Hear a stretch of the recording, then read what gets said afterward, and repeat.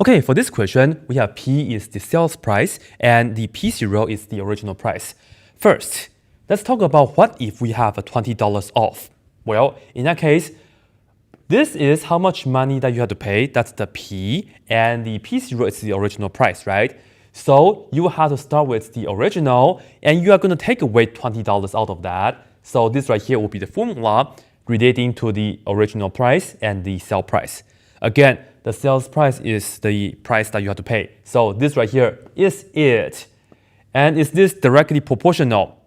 No, because this is a subtraction. So P and P0, they are not directly proportional. So I'll just tell you guys, not proportional, right? Not proportional.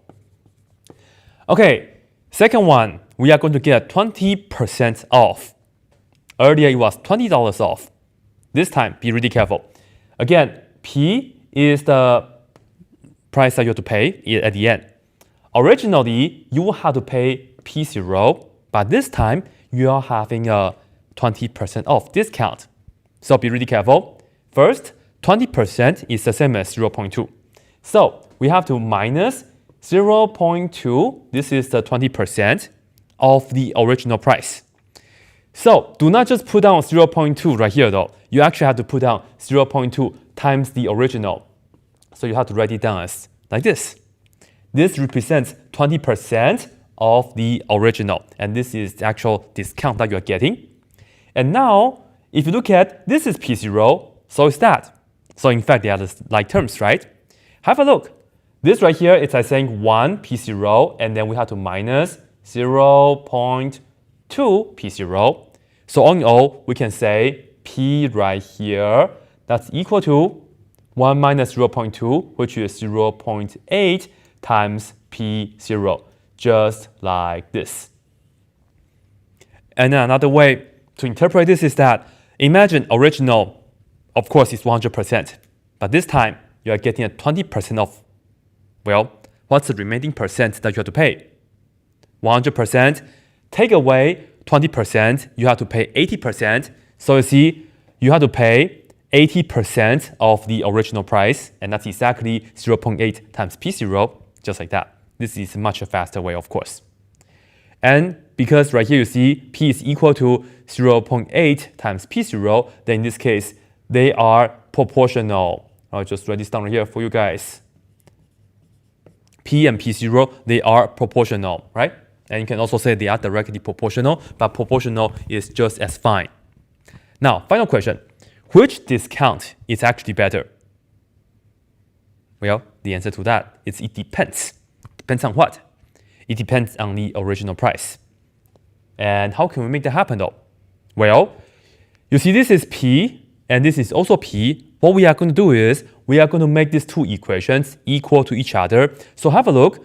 Right here, I'm just going to put P0 minus 20.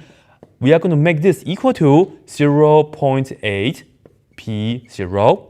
And I'm going to solve for the P0. I'm going to solve for the original price.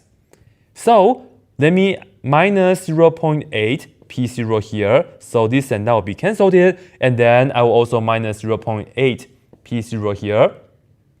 Well, again, this is like saying 1 P0. So when we subtract 1 minus 0.8, this is going to give us 0.2. And we have the P0.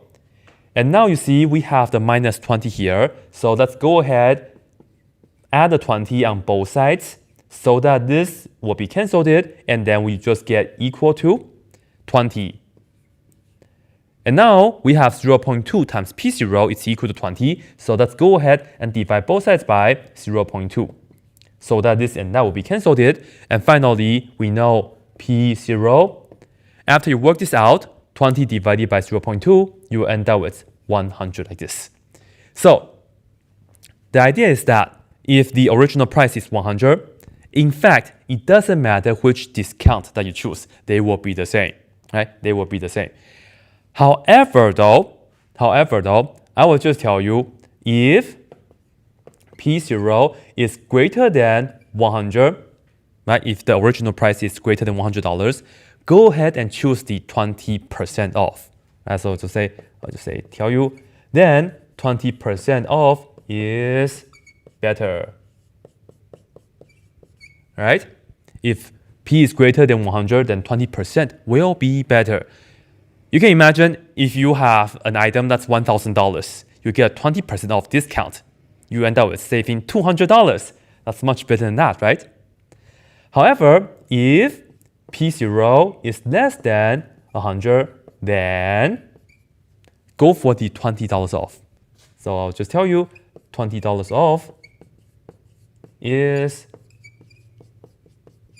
better. I should say 20% off right here is better, right? So that's pretty much the idea. And again, I should actually put down a $sign right here. If it's greater than $100, if it's less than $100, just like this. So this is the answer for that. So yeah, so that's it.